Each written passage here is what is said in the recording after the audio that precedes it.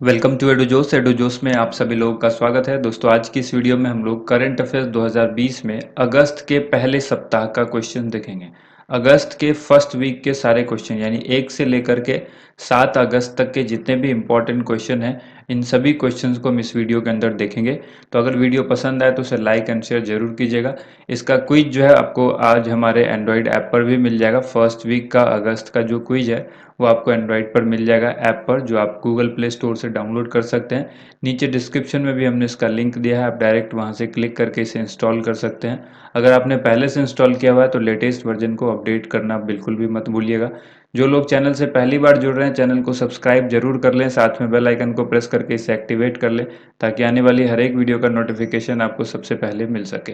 देखिए, जनवरी से लेकर जुलाई तक के करंट अफेयर जो 1000 से ज़्यादा प्रश्नों का संग्रह है, इसमें कई सारे पीडीएफ जो है आपको इसके साथ फ्री मिलेगी। वो कंबाइंड पीडीएफ है जिसके अंदर आपको जैसे कि जीआई टैग 2020 में किसको किसको मिला है, ठीक है, इसी तरह से नई जो शिक्षा नीति लागू की गई है उससे संबंधित जितने प्रश्न हैं वो अलग से एक वीडियो है। ये एक पीडीएफ है। स्पोर्ट्स 2020 यानी जुलाई तक, जून तक 2020 तक जितने भी 6 महीने के जो स्पोर्ट्स से रिलेटेड क्वेश्चन है उसको यहाँ पर अलग से शामिल किया गया है। तो ये एक पीडीएफ यहाँ पर है आपको जनवरी से लेकर जुलाई तक, जिसमें 900 प्रश्न है और उसके अलावा कई ऐसे प्रश्न है जिसकी पीडीएफ आपको लगभग, तो ये 5 in 1 पीडीएफ है जिसके अंदर आपको ये 110 पेज मिलेगा। इस पीडीएफ को आप डाउनलोड करना चाहते हैं तो नीचे डिस्क्रिप्शन में हमने लिंक दे दिया है, वहां से आप इस पीडीएफ को डाउनलोड कर सकते हैं, जिसकी कीमत जो है 49 रुपये रखी गई है इस पीडीएफ की, जो कि आने वाले किसी भी प्रतियोगिता परीक्षा जैसे रेलवे, एसएससी, बैंकिंग, इन सभी में ये काफ़ी हेल्पफुल रहेगा। ठीक है, तो आप 1000 से भी ज़्यादा, लगभग 1100-1200 आसपास क्वेश्चन होंगे। इन सभी क्वेश्चंस को आप प्रिंट आउट भी करा सकते हैं पीडीएफ में। ठीक है, तो चलिए आगे हम लोग बढ़ते हैं। नेक्स्ट जो यहाँ पर आज अगस्त के हम लोग जो देखेंगे क्वेश्चंस, अगस्त फर्स्ट वीक के, तो इन क्वेश्चंस को हम लोग यहाँ पर देखते हैं। साइबर सुरक्षा एजेंसी CERT-IN के द्वारा चेतावनी जारी करने से चर्चा में रहे ब्लैक रॉक क्या है? आपने देखा होगा हाल ही में साइबर सुरक्षा एजेंसी ने एक अलर्ट जारी किया था और इसमें ब्लैक रॉक को जो है वो ये चर्चा में रहा। तो इसमें पूछा गया है कि ब्लैक रॉक जो है वो क्या है। ये एक एंड्रॉयड मॉलवेयर है। आप सबको पता है एंड्रॉयड जो है, आप फ़ोन इस्तेमाल करते हैं उसमें जो सॉफ्टवेयर इस्तेमाल किया जाता है एंड्रॉयड का, ठीक है, तो वो एंड्रॉयड सॉफ्टवेयर में एक मॉलवेयर है। जिस तरह से आपने इंटरनेट में सुना होगा कि वायरस होते हैं, ठीक है, ट्रोजन होते हैं, तो इसी तरह से आपने ये मॉलवेयर का भी नाम सुना होगा। तो ये जो मॉलवेयर है ये क्या है, ये क्या करता है, ये एंड्रॉयड मॉलवेयर है जो कि फ़ोन में आपके, जो फ़ोन में जो भी गोपनीय डाटा है उसको चुराता है और जो बैंकिंग डेटा है उसको भी चुराता है। तो इसीलिए ये चर्चा में रहा है और साइबर सुरक्षा एजेंसी ने अलर्ट जारी किया है कि किसी भी तरह के मॉलवेयर अटैक से आपको बचने का प्रयास करना है। अपने फ़ोन में किसी भी अनवांटेड ऐप को इस्तेमाल न करें। तो अगला यहाँ पर जो क्वेश्चन है वो है, ब्रिक्स पर्यावरण मंत्रियों की छठी बैठक की अध्यक्षता किस देश ने की है? तो ब्रिक्स पर्यावरण मंत्रियों की छठी बैठक की अध्यक्षता रूस ने की है। ठीक है, इसके बाद क्वेश्चन है, हाल ही में यूरोपीय संघ के द्वारा साइबर हमलों के कारण किस देश के खुफिया एजेंसी पर प्रतिबंध लगा दिया गया है? तो यूरोपीय संघ के द्वारा साइबर हमले के कारण जो है वो रूस पर प्रतिबंध लगा दिया गया है। खुफिया किस देश की एजेंसी पर? रूस की एजेंसी पर प्रतिबंध लगाया गया है। रूस की इस एजेंसी का नाम भी आप याद रखिए, GRU इस एजेंसी का नाम है। रूस की एक सैन्य खुफिया एजेंसी है। ठीक है, अगला जो यहाँ पर क्वेश्चन है, हाल ही में उत्कृष्ट पत्रकारिता के लिए किन्हें प्रेम भाटिया पुरस्कार प्रदान किया गया है? प्रेम भाटिया पुरस्कार किस लिए दिया गया? उत्कृष्ट पत्रकारिता के लिए। किसको दिया गया? दीपंकर घोष, और पत्रकारिता वेबसाइट है एक, People's Archive of Rural India, जिसको परी के नाम से भी जानते हैं शॉर्ट में। तो इन दोनों को मिला है, दीपंकर घोष और साथ में एक वेबसाइट है People's Archive of Rural India यानी परी। आप इस दो को याद रखिए, दीपंकर घोष और परी, इनको प्रेम भाटिया पुरस्कार दिया गया है उत्कृष्ट पत्रकारिता के लिए। नेक्स्ट यहाँ पर जो क्वेश्चन है वो है, हाल ही में किस देश के द्वारा अमेरिकी जीपीएस के समतुल्य स्वदेशी नेविगेशन सिस्टम बेई 2 को प्रारंभ किया गया है? ये अमेरिका के जीपीएस के समतुल्य यानी उसके बिल्कुल सिमिलर है बेई 2। ये किसने प्रारंभ किया है? तो ये नेविगेशन स्टार्ट किया है उसने अपना चीन ने, ठीक है, याद रखिएगा चीन ने अपना खुद का नेविगेशन सिस्टम स्टार्ट किया है जिसका नाम है बेइदो।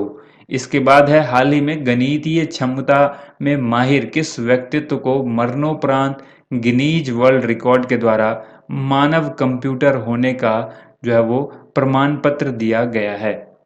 तो आंसर होगा इसका शकुंतला देवी।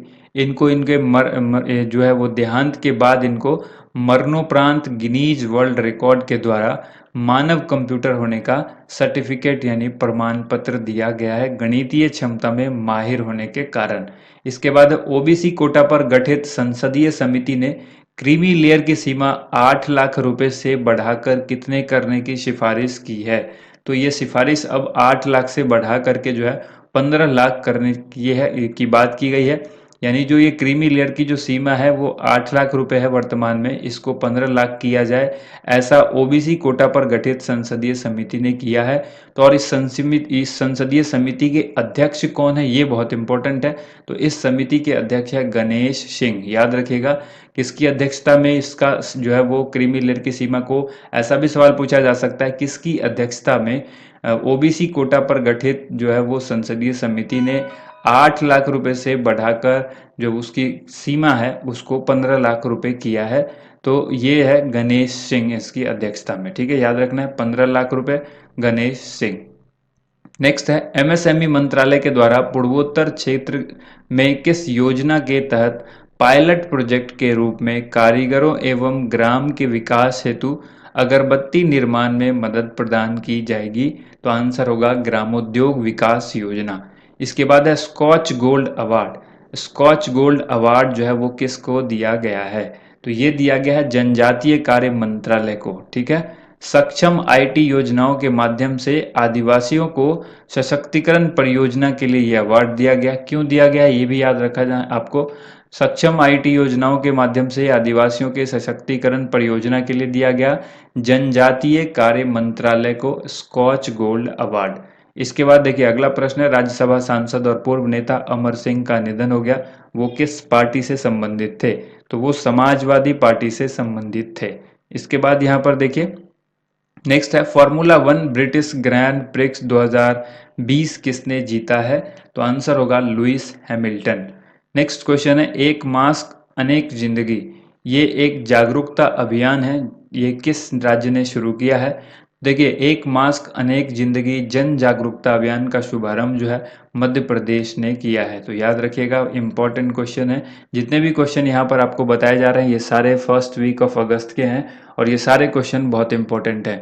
अगला है यहाँ पर हाल ही में नीति आयोग के द्वारा किन सार्वजनिक क्षेत्र के बैंकों के निजीकरण की सलाह दी गई है। तो नीति आयोग ने ये सलाह दी है कि Punjab and Sind bank, UCO bank और बैंक ऑफ महाराष्ट्र, इन तीनों को जो है वो निजीकरण करने की सलाह दी गई है, ठीक है। उसके बाद यहाँ पर अगला क्वेश्चन है नवीनतम आंकड़ों के अनुसार कौन सी कंपनी ने सऊदी अरामको को पीछे छोड़ते हुए दुनिया की सबसे मूल्यवान कंपनी बनने की उपलब्धि पुनः हासिल कर ली है। तो आंसर होगा एप्पल, ठीक है। एप्पल वही कंपनी है जो आईफोन बनाती है, आपको पता होगा, ठीक है। यहाँ पर आपको याद रखना है कि नवीनतम आंकड़े के अनुसार जो सबसे मूल्यवान कंपनी हो गई है दुनिया की वो एप्पल हो गई है। इसके बाद हाल ही में मलेशिया के द्वारा चीन के क्षेत्रीय दावे को खारिज करने के से चर्चा में रहे 9 डैश लाइन किस भौगोलिक भूभाग से संबंधित है। तो ये दक्षिण चीन सागर से।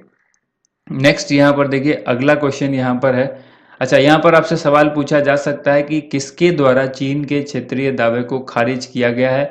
वो जो 9 डैश लाइन पूछा जाएगा कि किस देश के द्वारा चीन के क्षेत्रीय दावे को खारिज करने से ये चर्चा में रहा। तो आंसर होगा मलेशिया। या पूछा जाएगा 9 डैश लाइन जो है वो किन दो देशों के बीच जो है वो विवाद में रहा। तो मलेशिया और चीन आप याद रखेंगे, ठीक है। नेक्स्ट यहाँ पर जो क्वेश्चन है वो है सरकार के द्वारा किस योजना के तहत 23 राज्यों या केंद्र शासित प्रदेशों में भूमि रिकॉर्ड का डिजिटलीकरण कर दिया गया है। तो आंसर होगा इसका डिजिटल इंडिया भूमि रिकॉर्ड आधुनिकरण कार्यक्रम, जिसको DILRMP कहते हैं। तो इसी कार्यक्रम के अंतर्गत यानी इसी योजना के अंतर्गत इसको जो है 23 राज्यों या केंद्र शासित प्रदेशों के अंदर भूमि रिकॉर्ड जो है वो उसका डिजिटलाइजेशन कर दिया गया है। हाल ही में भारत एयर फाइबर सेवा कहाँ शुरू की गई है? भारत एयर फाइबर सर्विस जो है वो कहाँ पर शुरू हुई है? महाराष्ट्र में शुरू हुई है। और ये पूछा जा सकता है कि किसके द्वारा शुरू की गई है? तो ये बीएसएनएल के द्वारा शुरू की गई है, आपको ये भी याद रखना है, ठीक है। बीएसएनएल के द्वारा शुरू की गई है भारत एयर फाइबर सेवा। इसके बाद है, हाल ही में किस गैर लाभकारी संगठन के द्वारा virtual gala technology for change इस कार्यक्रम के माध्यम से भारत में स्कूली बच्चों के मिड डे मील के लिए $9,50,000 जुटाया गया है, ठीक है। किस गैर लाभकारी संगठन ने ये जुटाया है? अक्षय पात्र ने, याद रखिएगा, अक्षय पात्र ने ये जुटाया है, ठीक है। नेक्स्ट क्वेश्चन है, हाल ही में चर्चा में रहे दुनिया के सबसे ऊंचे रेलवे पुल का निर्माण किस नदी पर किया जा रहा है? तो दुनिया के सबसे ऊंचे रेलवे पुल का निर्माण चिनाब नदी पर किया जा रहा है। और ये कहाँ पर है? ये है रियासी जिला है जम्मू कश्मीर के अंदर, वहाँ पर किया जा रहा है। जम्मू कश्मीर एक यूनियन टेरिटरी है जिसका जिला रियासी है और यहाँ पर चिनाब नदी पर इस पुल का निर्माण किया जा रहा है जो कि दुनिया का सबसे ऊंचा रेलवे पुल होगा। इसके बाद है 50 साल से कम उम्र के राजनीतिज्ञों साक्षात्कार पर आधारित किताब, ठीक है। 50 साल से कम उम्र के राजनीतिज्ञों के साक्षात्कार यानी इंटरव्यू पर आधारित एक किताब है जिसका नाम है India tomorrow conversation with next generation of political leader. तो इस पुस्तक को किसने लिखा है? याद रखना ये पुस्तक किस पर बेस्ड है? 50 साल से कम उम्र के राजनीतिज्ञों के लिए, यानी जो राजनेता हैं, राजनीतिज्ञ हैं, उनके साक्षात्कार पर आधारित है, यानी इंटरव्यू है उसके अंदर, उस बुक के अंदर। तो उसका नाम है India tomorrow conversation with next generation of political leader. इस पुस्तक को लिखा है प्रदीप छिब्बर और हर्ष शाह ने, दोनों ने मिलकर के इस बुक को लिखा है। इसके बाद है, हाल ही में पाकिस्तान के द्वारा नया नक्शा जारी कर भारत के किन क्षेत्रों पर अपना दावा प्रस्तुत किया गया है? तो भारत के इन 3 क्षेत्रों की बात आप याद रखेंगे, लद्दाख, जम्मू कश्मीर और गुजरात का एक जगह है जूनागढ़, ठीक है। देखिए जूनागढ़ राजस्थान में भी है, लेकिन आपको याद रखना है गुजरात का जो जूनागढ़ है उसको, लद्दाख को और जम्मू कश्मीर को, इन 3 क्षेत्रों पर जो है वो अपना दावा प्रस्तुत किया है पाकिस्तान के नए मैप के द्वारा, नए नक्शे के द्वारा। इसके बाद है, हाल ही में भारत सरकार के द्वारा ट्विटर और गूगल के विकल्प माने जाने वाले किन ऐप्स को प्रतिबंधित कर दिया गया है? तो इसका आंसर होगा वीबो। एक वीवो है और जो कि WEIBO, आपको याद रखना है, वीबो और बैदू सर्च, इन 2 को प्रतिबंधित किया गया है। इसके बाद है, हाल ही में विमोचित स्वच्छ भारत क्रांति पुस्तक के संपादक कौन है? हाल ही में ये पुस्तक का विमोचन किया गया है, स्वच्छ भारत क्रांति पुस्तक, और इसके संपादक जो है श्री परमेश्वरन अय्यर हैं। नेक्स्ट क्वेश्चन है, हाल ही में किस राज्य के द्वारा केंद्रीय एवं राज्य सरकार की योजनाओं का लाभ प्राप्त करने में लोगों को सक्षम बनाने हेतु परिवार पहचान पत्र पहल को शुरू किया गया है? तो ये परिवार पहचान पत्र जो है ये हरियाणा राज्य ने शुरू किया है। तो आंसर आपको याद रखना है, हरियाणा के द्वारा शुरू किया गया है। क्यों? ये याद रखना है कि ये सरकारी योजनाओं का लाभ प्राप्त करने में लोगों को सक्षम बनाने के लिए। इसके बाद क्वेश्चन यहाँ पर है, हाल ही में लेबनान की राजधानी बेरूत में किस रासायनिक पदार्थ के कारण विस्फोट हुआ है? तो आपको मालूम होना चाहिए कि लेबनान की राजधानी कहाँ है? बेरूत है, और बेरूत में ही एक रासायनिक पदार्थ के कारण वहाँ पर बहुत भयंकर विस्फोट हुआ। जो किस रासायनिक पदार्थ के कारण हुआ? अमोनियम नाइट्रेट, ये आपको याद रखना है, ठीक है। अमोनियम नाइट्रेट के कारण हुआ है। मोस्ट इंपॉर्टेंट क्वेश्चन है, किसी भी ये एग्जाम में इस क्वेश्चन को 100% पूछे जाने की गारंटी है। तो ये क्वेश्चन आपको जरूर देखने को मिलेगा, ठीक है। इसको आप याद रखें। यहाँ पर जो है लेबनान की राजधानी बेरूत में ये विस्फोट हुआ है और यहाँ की सरकार ने 14 दिन का यानी 2 हफ्ते का 2 वीक का यहाँ पर जो है आपातकाल यानी इमरजेंसी यहाँ पर लगाई है। ये भी आपको याद रखना है। इसी विस्फोट के बाद हाल ही में जारी हुए फ्यूचर ब्रांड इंडेक्स 2020 में किन कंपनियों को दुनिया के शीर्ष ब्रांड के रूप में रैंकिंग मिली है?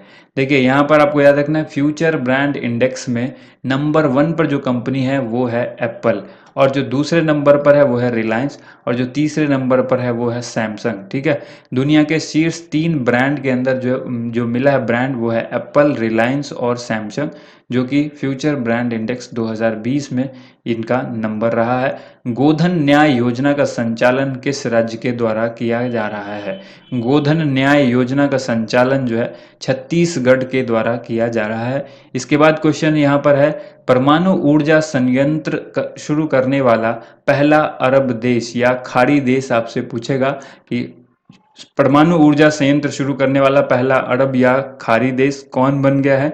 तो आंसर होगा संयुक्त अरब अमीरात यानी यूएई।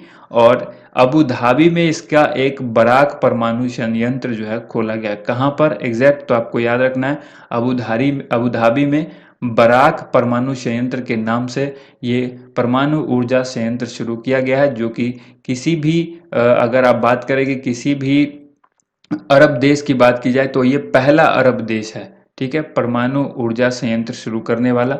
नेक्स्ट यहाँ पर है, बिहार विधानसभा के अध्यक्ष विजय कुमार के चौधरी के द्वारा लिखी गई पुस्तक सियासत में सदस्यता। अब सवाल पूछा जा सकता है सिंपल कि सियासत में सदस्यता पुस्तक किसने लिखी है? तो आंसर होगा विजय कुमार चौधरी। विजय कुमार चौधरी का संबंध किससे है? तो बिहार विधानसभा के ये अध्यक्ष हैं वर्तमान में, ये भी आपको याद रखना होगा। अगर बिहार का आप कोई एग्जाम देना चाहते हैं, तो आप बिहार का कोई एग्जाम दे रहे हैं या देने वाले हैं, तो आप इस क्वेश्चन को 100% याद रखें। आपसे ये सवाल पूछा जाएगा कि बिहार विधानसभा के अध्यक्ष कौन है? विजय कुमार। या फिर हाल ही में विजय कुमार चौधरी ने एक पुस्तक लिखी है सियासत में सदस्यता, वो वर्तमान में क्या है? तो हो सकता है ऑप्शन में विधानसभा के अध्यक्ष हो, या कुछ इस तरह से लिखा हो कि विधानसभा के अध्यक्ष विजय कुमार ने जो पुस्तक लिखी है उसका नाम क्या है, या सिंपल पूछा जाएगा सियासत में सदस्यता पुस्तक किसने लिखी है। और इसके अलावा जो इम्पोर्टेंट क्वेश्चन है कि इस पुस्तक का विमोचन किसने किया? नीतीश कुमार ने किया, जो कि बिहार के मुख्यमंत्री हैं। ठीक है, तो ये आपको 5 क्वेश्चन है लगभग जो उलट के पूछा जा सकता है, 4-5 क्वेश्चन जिसको आपको याद रखना है।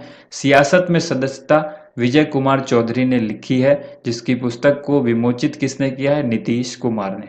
इसके बाद है एचडीएफसी बैंक के नए सीईओ कौन होंगे? तो एचडीएफसी बैंक के नए सीईओ बने हैं शशिधर जगदीशन। इनको अक्टूबर 2020 से इनका जो है कार्यकाल शुरू होगा, तो आपको याद रखना है एचडीएफसी बैंक के नए सीईओ जो हैं अक्टूबर 2020 से शशिधरन जगदीशन होंगे। ठीक है, इसके बाद क्वेश्चन है, हाल ही में किसे जम्मू कश्मीर का नया लेफ्टिनेंट गवर्नर बनाया गया है? जम्मू कश्मीर के उपराज्यपाल जो है वो बने हैं नए उपराज्यपाल, ये आपको याद रखना है। हम लेटेस्ट वीडियो एक लेकर आएंगे जिसमें सभी राज्यों के राज्यपाल, मुख्यमंत्री और उसकी राजधानी को लेकर वो वीडियो अपलोड होता रहता है हर महीने। तो अब अगस्त के हिसाब से उस वीडियो को हम लोग अपडेट करके आपके सामने बहुत जल्द लेकर आएंगे। तो मनोज सिन्हा यहाँ पर इसका आंसर हो जाएगा। मनोज सिन्हा कौन है? जम्मू कश्मीर के जो है वो उपराज्यपाल है। ठीक है, इसके बाद देखिए, देश का नया नियंत्रक एवं महालेखा परीक्षक जिसको CAG बोलते हैं, कैग, किसे नियुक्त किया गया है? गिरीश चंद्र मुर्मू को नियुक्त किया गया है। यही गिरीश चंद्र मुर्मू है जो कि जम्मू कश्मीर के उपराज्यपाल थे। इन्होंने इस्तीफा दिया। इस्तीफा इसलिए दिया क्योंकि इनको कैग नियुक्त किया गया। अब जब ये एक से ज्यादा पद पर तो कोई हो नहीं सकता, तो उपराज्यपाल की जगह पर मनोज सिन्हा को बनाया गया उपराज्यपाल जम्मू कश्मीर के अंदर। और मनोज सिन्हा को जब वहां बनाया गया उससे पहले गिरीश चंद्र मुर्मू को हटा करके CAG बनाया गया। तो आपको याद रख रहे हैं कि देश का नया नियंत्रक एवं महालेखा परीक्षक, वेरी वेरी इंपॉर्टेंट क्वेश्चन है, ये कौन बने हैं? गिरीश चंद्र मुर्मू, जो कि देश के 14वें कैग हैं। ठीक है, 14वें महालेखा नियंत्रक एवं परीक्षक हैं। तो ये आपको याद रखना है, 14वें कैग कौन है? गिरीश चंद्र मुर्मू। इसके बाद देखिए, किस राज्य में जल्द ही हिम तेंदुआ संरक्षण केंद्र स्थापित होगा? हिम तेंदुआ संरक्षण केंद्र जो है वो उत्तराखंड में स्थापित होगा। अगला क्वेश्चन है, हाल ही में आयोजित हुई स्मार्ट इंडिया हैकाथॉन 2020 में किस संस्था ने प्रथम पुरस्कार जीता है? तो आंसर होगा defence institute of advance technology. Defence institute of advance technology यानी DIAT। DIAT है क्या? DIAT जो है वो DRDO का स्वायत्त संगठन है। इसके बाद हम लोग देखते हैं अगला क्वेश्चन यहाँ पर है, कोरोना से संबंधित सभी जानकारी के लिए बिहार सरकार ने कौन सा ऐप लॉन्च किया है? कोरोना से संबंधित सभी जानकारी के लिए बिहार सरकार ने संजीवन ऐप लॉन्च किया है। संजीवन ऐप को लॉन्च किया गया है बिहार सरकार के द्वारा, जिसमें कोरोना से संबंधित सभी जानकारी होगी। इसके बाद है सेबी के अध्यक्ष के तौर पर अजय त्यागी का कार्यकाल कितने महीने आगे बढ़ाया गया है। देखिए, अजय त्यागी सेबी के जो है वो पहले से ही सेबी के अध्यक्ष हैं, तो इनका कार्यकाल अब खत्म होने वाला था, जिस कार्यकाल को बढ़ाया गया है 18 महीने के लिए। 18 मंथ्स के लिए इनका कार्यकाल और बढ़ गया है। तो आपको याद रखना है, यानी अगले 1.5 साल के लिए जो है इनका कार्यकाल और बढ़ा दिया गया है अजय त्यागी का। तो आपसे अगले 1.5 साल तक जब भी सवाल पूछा जाए कि अजय त्यागी का कार्यकाल, ये सेबी के अध्यक्ष कौन है, तो आप बिल्कुल अभी से इसको याद रखिए। ठीक है, 2021 तक पूरा आप याद रखिए इसको कि अजय त्यागी ही सेबी के अध्यक्ष रहेंगे। इसके बाद है भारत की पहली किसान रेल का शुभारंभ कहाँ पर हुआ है, किसने किया है। ठीक है, तो ये भारत की पहली किसान रेल की शुरुआत जो है वो पीयूष गोयल ने की है। पीयूष गोयल ने की है। महाराष्ट्र के देवलाली से और बिहार के दानापुर, इनके बीच ये ट्रेन स्टार्ट हुई है, किसान रेल।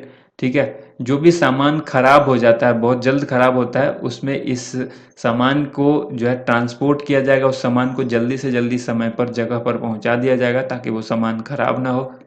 किसान रेल इसीलिए शुरू की गई है, पीयूष गोयल ने किया है। महाराष्ट्र के देवलाली जो कि नासिक के पास है, यहाँ से लेकर के बिहार के दानापुर के बीच जो है ये पहली किसान रेल की शुरुआत की गई है। इसके बाद है गुयाना के प्रधानमंत्री कौन बने हैं, तो गुयाना के प्रधानमंत्री बने हैं मार्क एंथनी फिलिप्स।